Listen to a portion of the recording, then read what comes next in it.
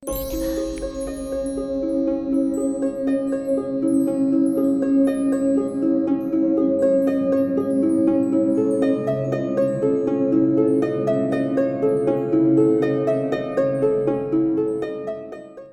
malam Sobat Rumah Horor Indonesia.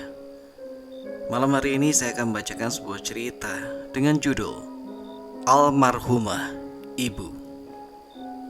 Ketika aku masih bayi merah umur 3 hari, ibuku meninggal dunia karena kondisinya yang lemah sehabis melahirkanku.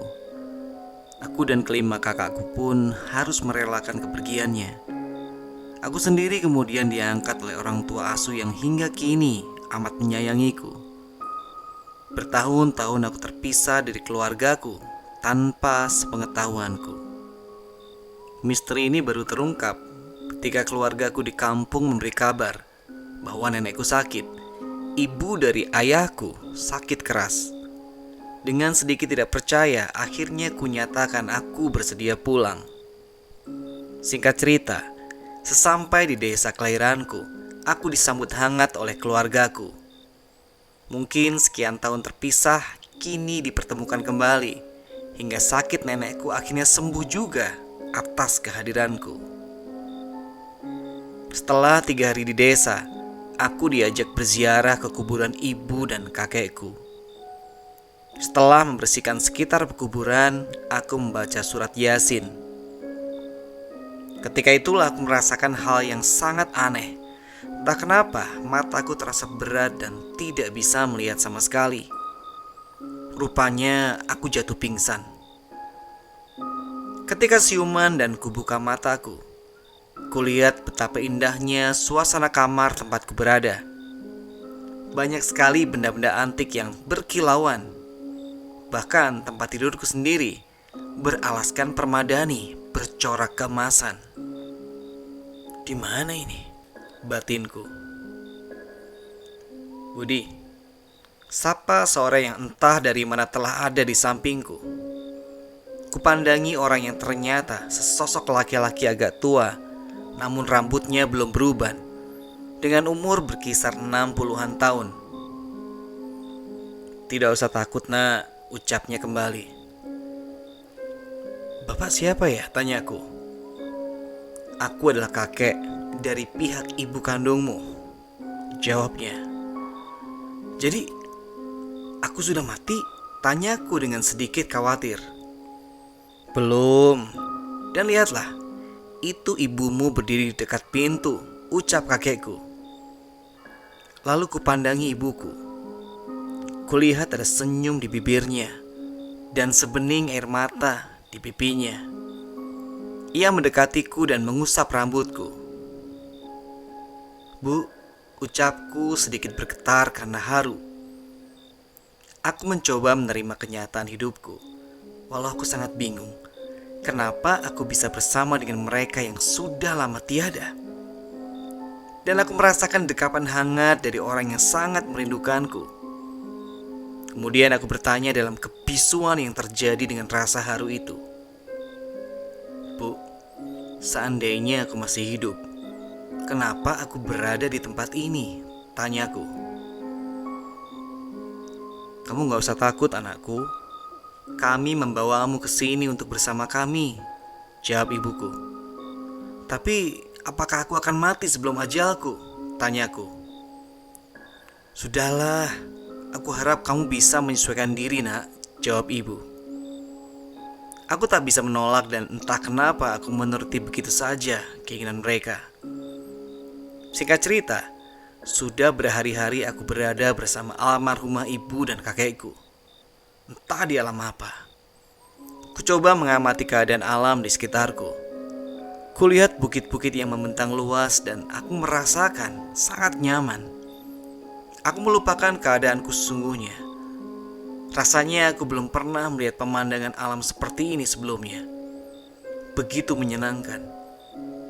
Tapi yang membuatku merasa sangat aneh, kenapa setelah berhari-hari berada di tempat ini, aku tak menemukan sosok manusia pun kecuali hanya ibu dan kakek. Hal ini membuatku sangat bingung. Hingga suatu saat, ku teringat kehidupanku di dunia.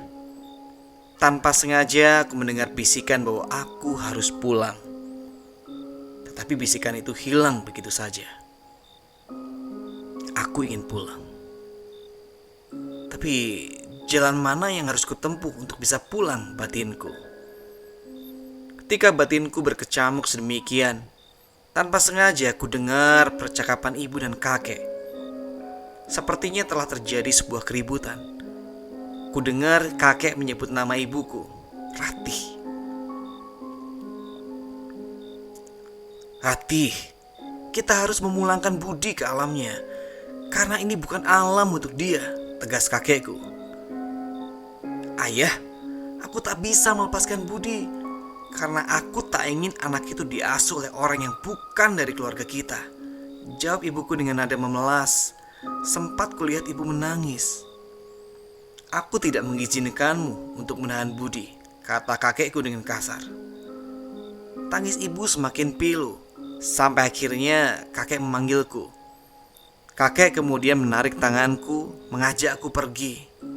Ibu terus mengejar kami dan memohon agar aku kembali padanya. Akhirnya tibalah kami di tepi sungai dan kakek memaksaku untuk menaiki sebuah perahu. Kakek mendorong perahu itu ke tengah. Aku dan perahu itu dibawa arus yang sangat deras seperti sebuah jeram. Aku berteriak meminta pertolongan, tapi sepertinya tak ada yang mendengar teriakanku. Sebab yang kulihat hanya pohon-pohon besar yang nampak sunyi. Aku semakin panik karena di hadapanku terhadap sebuah air terjun yang sangat tinggi.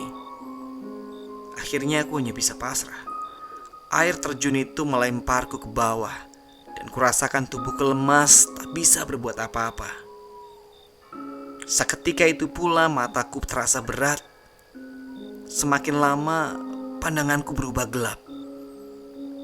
Anehnya, ketika siuman dan kubuka kembali mataku, ternyata aku sudah ada di kamarku. Kulihat poster-poster pajanganku. Tak lama berselang, kulihat juga ibu dan ayah angkatku. Mereka begitu bahagia melihat keadaanku. Dan menurut mereka, aku sudah pulih dari sakit. Kuceritakan apa yang telah kualami saat aku tak sadarkan diri. Ku dengar juga penuturan mereka bahwa aku tak sadarkan diri hampir 2 minggu. Bahkan sempat seminggu dirawat di rumah sakit. Karena dokter tak mampu mendeteksi keadaanku, akhirnya aku dirawat di rumah dengan apa adanya. Kesehatanku mulai pulih, tapi aku sering bermimpi bahwa kakek berpesan agar aku tidak usah bersiarah lagi ke pusara ibuku.